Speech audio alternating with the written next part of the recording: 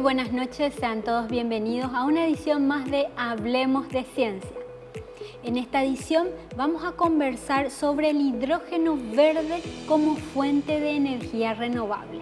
Para hablar de este tema ya se encuentra con nosotros el doctor Michel Galeán. Él es de la Facultad de Ciencias Químicas de la Universidad Nacional de Asunción y dirigió un proyecto que tuvo como temática justamente el potencial de producción del hidrógeno a partir de fuentes renovables de energía en Paraguay.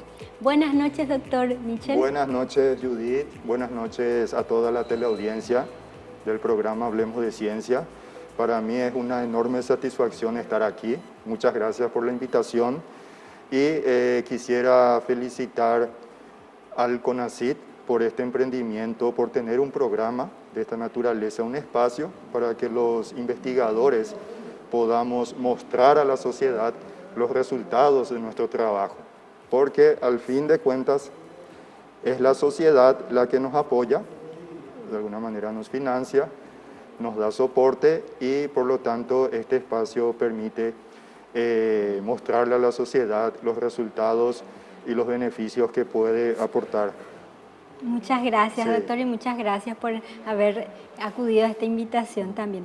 Doctor, este trabajo de investigación que ustedes estuvieron realizando entre el 2021 y 2022, ¿de qué se trata y cómo fueron desarrollando puntualmente? Porque estamos viendo que actualmente se realizan varios estudios para ver otras fuentes de energía. Sí. Estamos con una situación un poco dramática, con el tema del petróleo, ver un poco qué tiene Paraguay como fuente de energía renovable, Sí. para poder utilizarlo también en la movilidad, también en la alimentación, en la cocción de la alimentación, etc.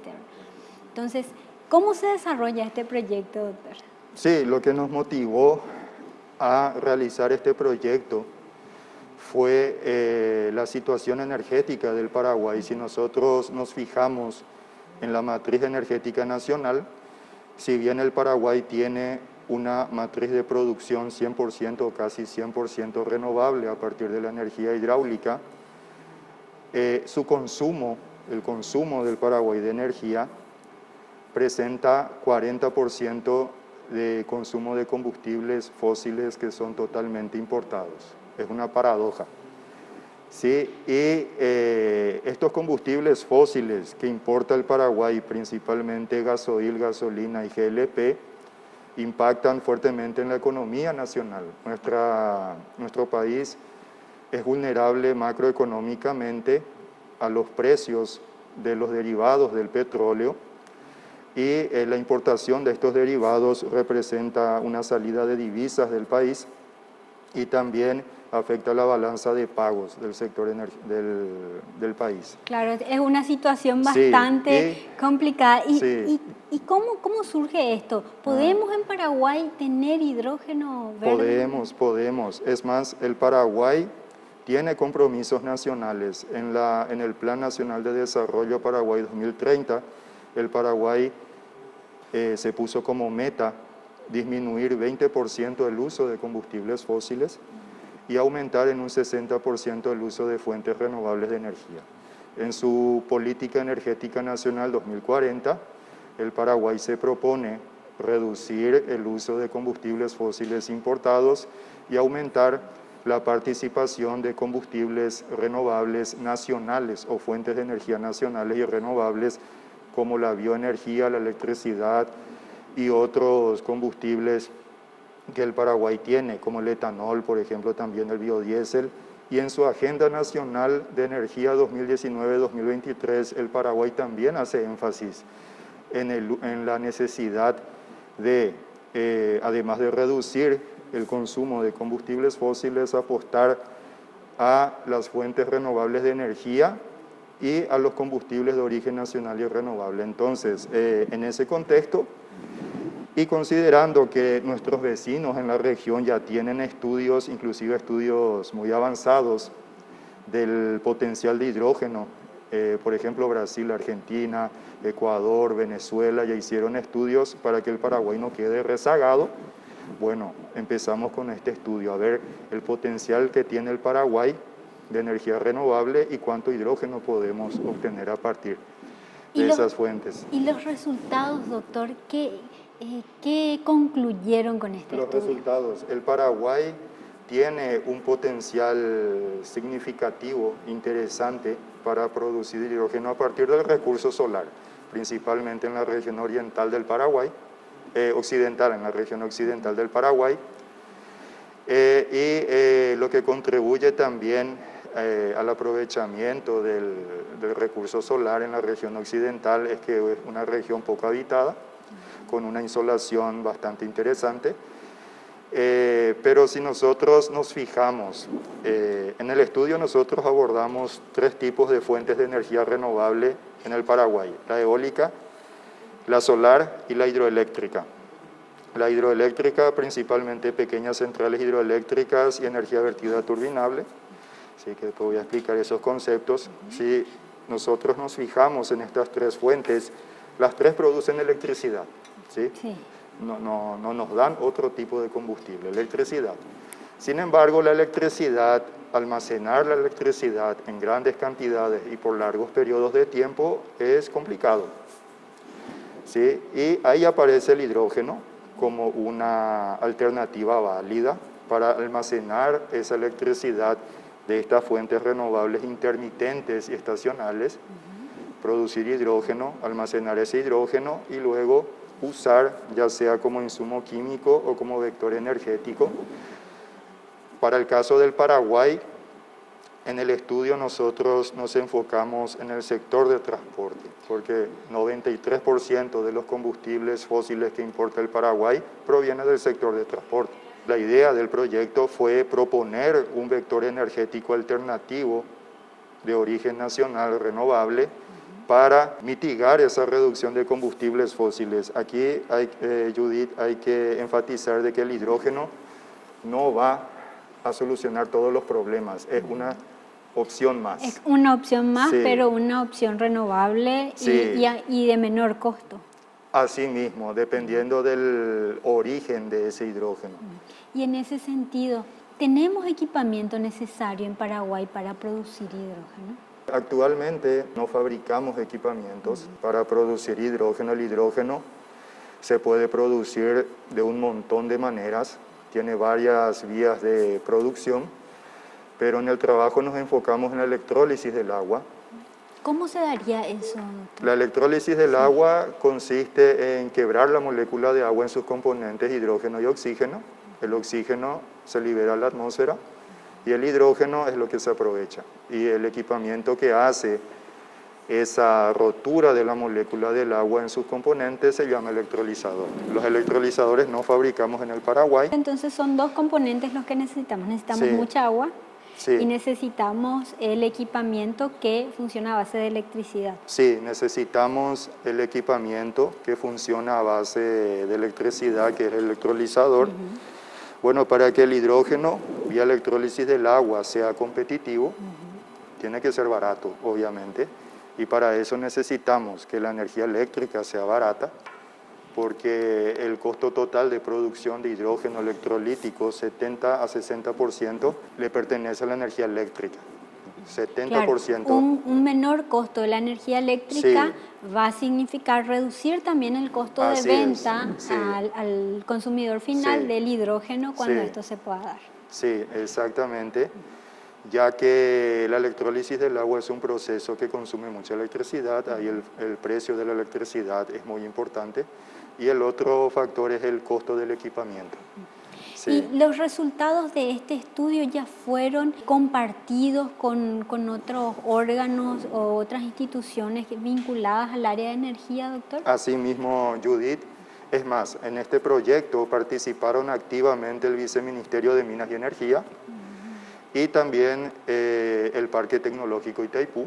Formamos un equipo para ejecutar este proyecto y los resultados fueron compartidos con el Viceministerio de Minas y Energía, porque el Viceministerio de Minas y Energía en años recientes estuvo liderando la elaboración de la hoja de ruta del hidrógeno verde en el Paraguay. Inclusive en ese documento hay un proyecto demostrativo de la tecnología.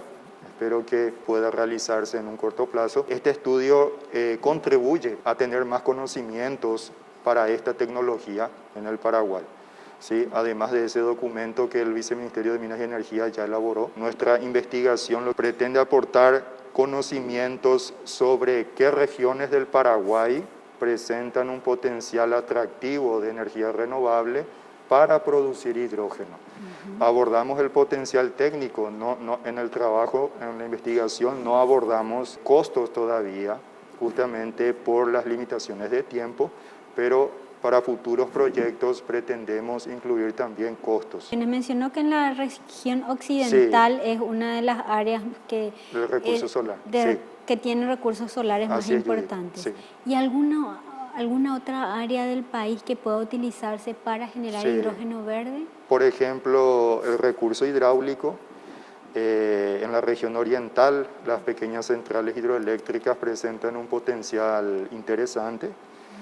Y en el trabajo también incluimos el estudio de la energía vertida turbinable de la represa de Itaipú, que es una energía, la energía vertida turbinable es cuando llueve mucho, en épocas del año lluviosos, por el río viene mucha agua. Itaipú no tiene cómo almacenar tanta agua porque su reservatorio no es muy grande y la demanda ya fue atendida. Entonces abre sus vertederos y ahí pasa el agua. Entonces la idea es, cuando hay ese excedente de agua, que es estacional, en verano hay mucho, en primavera hay mucho, en invierno hay poco, aprovechar ese excedente de agua para generar electricidad y esa electricidad almacenar en la forma de hidrógeno, ya que es mucho más fácil almacenar esa energía excedente como moléculas, que es el hidrógeno, antes que electrones, que es la electricidad. Y ¿hay experiencias a nivel internacional en el uso del hidrógeno verde ya en medios de transporte? Hay varias experiencias, Judith, para no irnos muy lejos. Está el Brasil. El Brasil tiene o tuvo sus proyectos de demostración de la tecnología, el hidrógeno aplicado en el sector de transporte urbano en São Paulo, que son ómnibus eléctricos movidos con pilas a hidrógeno para demostración de la tecnología. Ellos, en principio, apostaron a la movilidad de los ómnibus. ¿Por qué? Porque el hidrógeno es muy liviano y tenés que almacenar a muy elevadas presiones para tener suficiente hidrógeno como para proveer energía al vehículo y que el vehículo tenga una autonomía razonable. Y ese almacenamiento del hidrógeno ocupa mucho espacio en vehículos pequeños, ¿sí? De paseo. Los ómnibus en el techo se pueden poner los cilindros de hidrógeno presurizado, ahí no hay problema de espacio.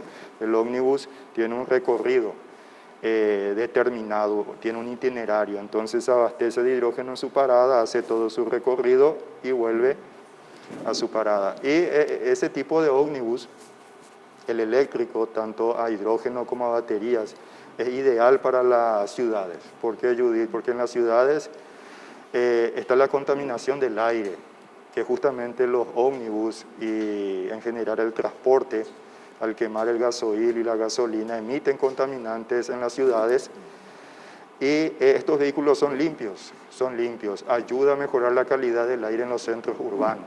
Hay que recordar que esa contaminación del aire en los centros urbanos, Judith, tiene sus repercusiones. Totalmente, a en corto toda y largo la comunidad. plazo. Claro, el ciudadano aspira esos contaminantes, va desarrollando enfermedades respiratorias, se interna en el hospital y eso representa un gasto para el Estado, o sea, nosotros, ¿entendés? Tiene sus consecuencias. Y en ese sentido, externalidades.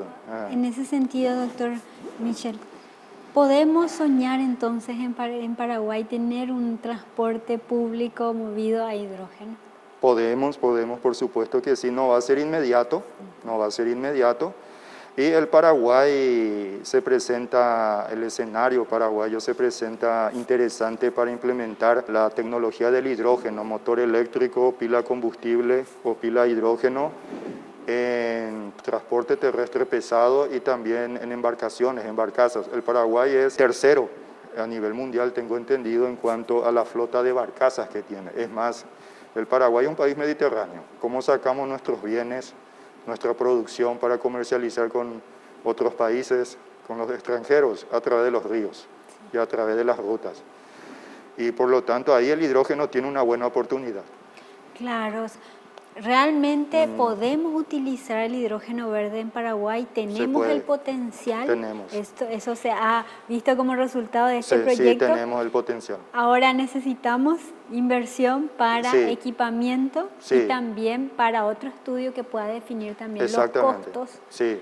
Y que podamos ver si realmente va a ser un menor costo y nos conviene invertir en esta nueva matriz Así mismo, energética. Judith. Así mismo. Necesitamos proseguir con nuestras investigaciones en el área de hidrógeno, con estudios cada vez más detallados, de acuerdo a nuestra realidad nacional, para nosotros. Apostar también a los proyectos demostrativos de la tecnología, porque de esa manera vamos a estar capacitando recursos humanos en esta tecnología, en los proyectos demostrativos, cómo operar un electrolizador, almacenamiento de hidrógeno, etc. Y por otro lado, con los proyectos demostrativos le mostramos a la sociedad que es una tecnología confiable, no es más peligroso que los combustibles convencionales. Que usamos diariamente. Exactamente. Muchísimas gracias, doctor Michel, por venir y contarnos detalladamente todo este trabajo de investigación. Es muy importante que la ciudadanía tenga conocimiento que en Paraguay se realizan estas investigaciones y realmente tenemos un potencial muy importante.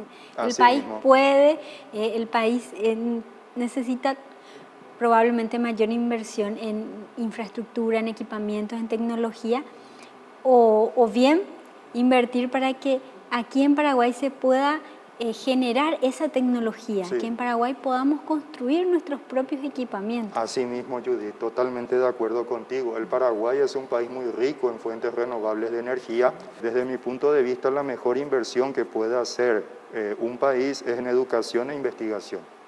Educación e investigación. Y justamente resalto que el CONACYT ha jugado un papel muy importante en ese aspecto, porque además de dirigir este proyecto de investigación, también coordiné varios programas de posgrado financiados por el CONACYT, donde formamos docentes investigadores útiles para la sociedad. ¿Sí? Eso es buenísimo, doctor, porque el eso es lo que necesitamos. Así necesitamos mismo. tener más recursos inversión. Humanos formados para tener centros de investigación fortalecidos. Exactamente, Judith. Muchísimas gracias nuevamente, doctor. Un gusto conversar sobre este tema. El agradecido soy yo, Judith, y estoy a disposición siempre del CONACYT. Muchas gracias. Bueno, con esta entrevista vamos a una pausa y ya regresamos en breve con más Hablemos de Ciencia.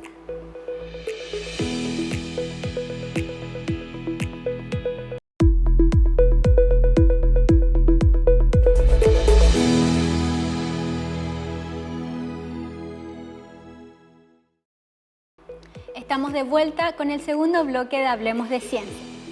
Ahora vamos a conocer más acerca del proyecto Sistema de Innovación Sostenible para Pequeñas Fincas Productivas.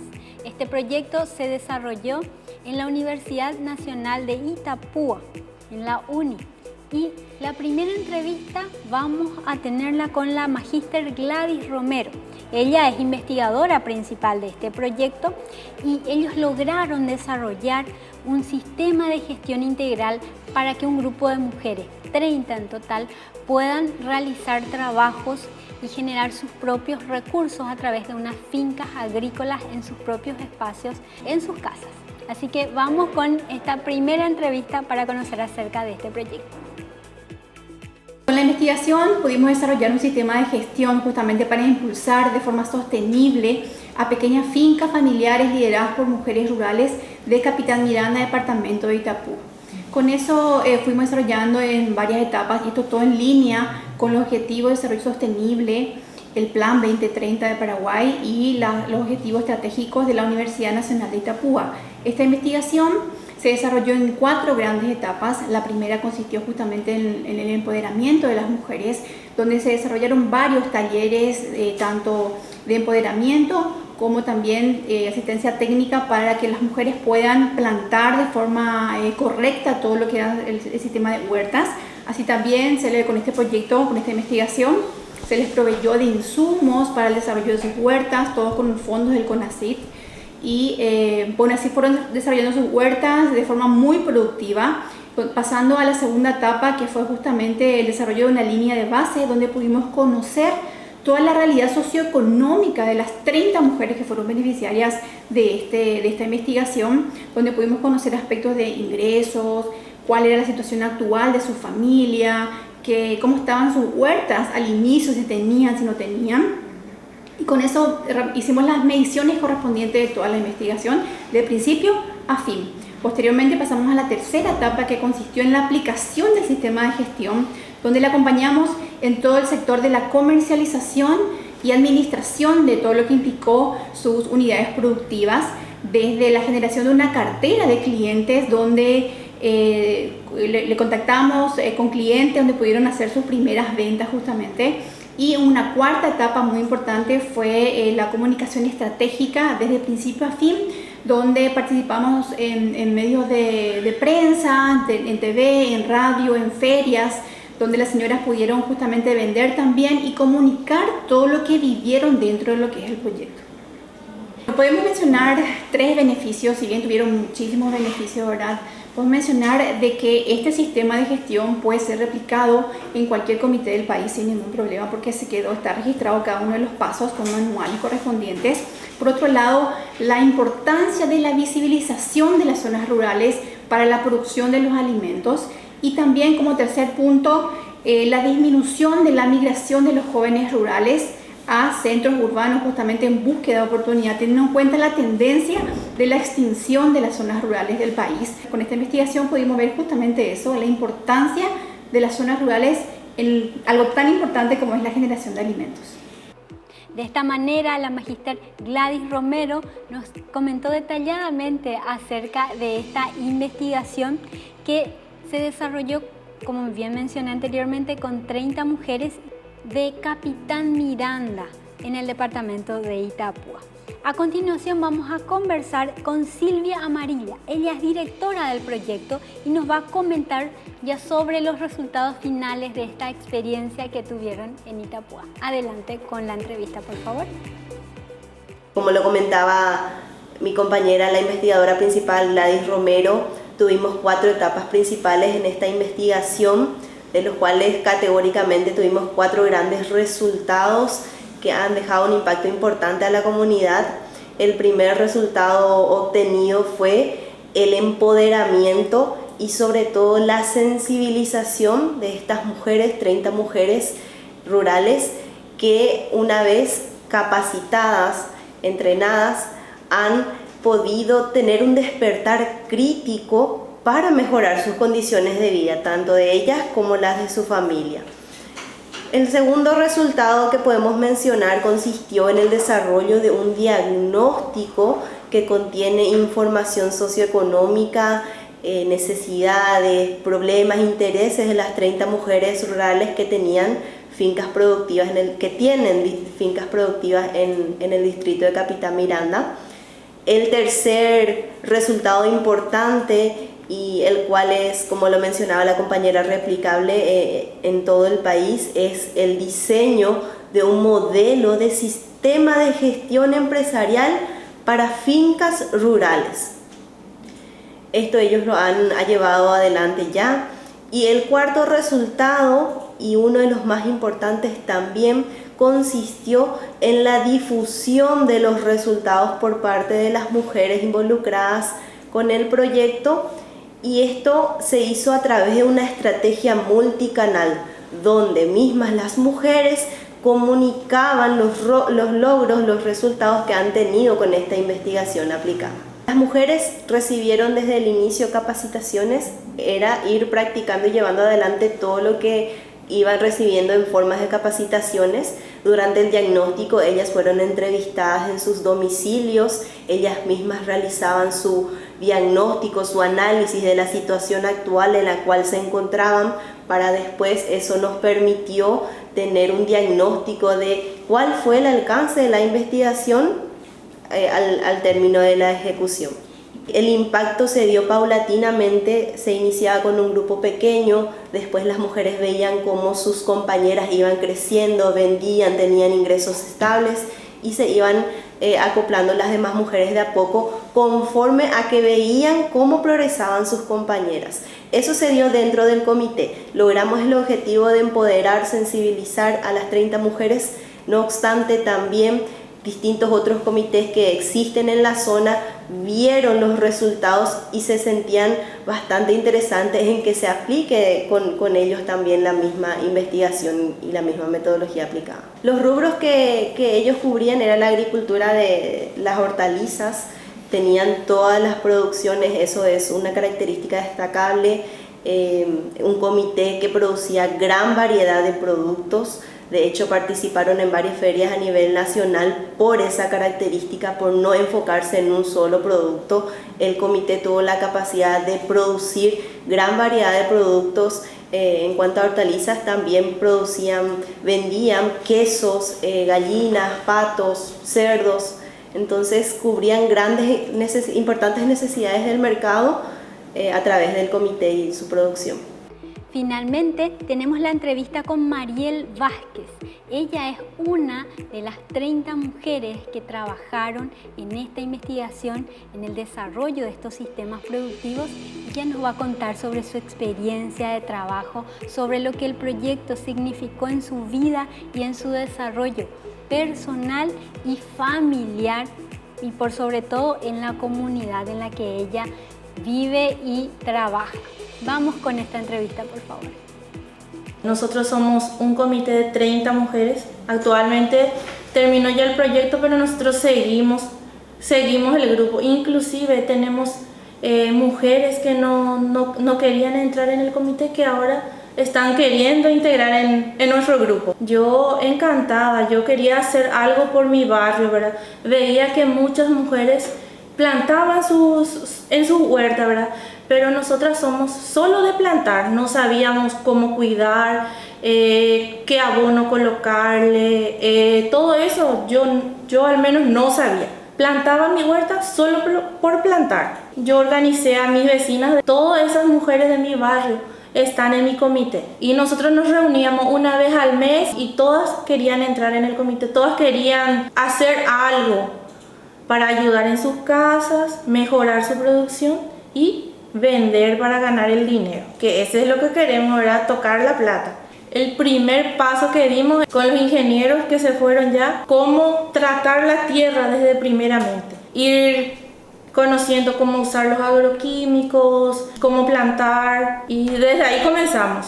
Primero fue difícil porque es difícil que mujeres nomás hagan también, a veces necesitábamos el apoyo de nuestro marido, hermanos, papá, que nos ayudaban a nosotros. Por ejemplo, mi papá hacía los tablones para que nosotros plantemos. Nosotros teníamos una dimensión de huerta que teníamos que cumplir, que era 25 por 50. Primeramente hicimos esa medida, pero había sido muy chico. Nosotros, por ejemplo, agrandamos el doble ya de nuestra huerta. No alcanzaba el lugar. Primeramente parecía muy grande, mas ahora ya falta todo el lugar. Yo estoy produciendo zucchini, berenjena, lechuga y acelga, es lo que me está tocando a mí. Cada mujer tiene su sistema de plantación para que no excedemos en cada producción. A mí al menos me resirvió el proyecto porque yo antes no sabía lo que gastaba, lo que necesitaba, y con el proyecto yo pude ya en reglas todos mis gastos. No es que gasto así por querer ni compro así.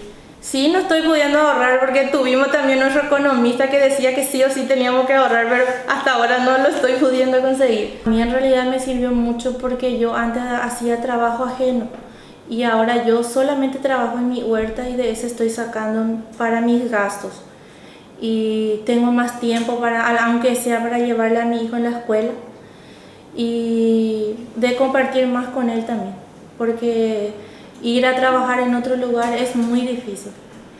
Y con los compost que yo antes traía acá en Encarnación de mi producción, yo sacaba 600.000 semanal. Y eso para mí al menos ya yo no gastaba todo, porque verduras nosotros no compramos para nuestra nuestra consumición. Y encima que aprendí también a comer más saludable. De esta manera vimos cuáles son realmente las implicancias del desarrollo de estos proyectos que se llevan a cabo puntualmente en el departamento de Itapúa y cómo afectan los resultados a estas mujeres, a estas comunidades, a estas familias. Realmente fue muy gratificante compartir con estas personas los resultados que tuvieron y que siguen desarrollando. Ellos se mantienen a través de estas fincas agrícolas y generan día a día sus recursos a través de los productos que van vendiendo en sus comunidades. A continuación queremos hacerle una invitación muy especial. El Consejo Nacional de Ciencia y Tecnología va a estar nuevamente este año en la Expo Mariano Roque Alonso.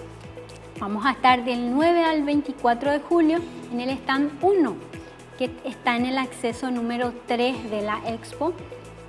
Ingresan a la Expo, a la mano derecha, el primer stand. Pueden ingresar y conocer más sobre la ciencia, la tecnología, la innovación y la calidad que se genera y se impulsa aquí en Paraguay. Van a estar todos los beneficiarios, los investigadores, los emprendedores y los innovadores que trabajan en este país y que generan tanto conocimiento científico como también importantes innovaciones en todas las áreas. Así que les esperamos del 9 al 24 de julio en la Expo Mariano Roque Alonso. Les esperamos nuevamente en la próxima edición de Hablemos de Ciencia. Nos vemos.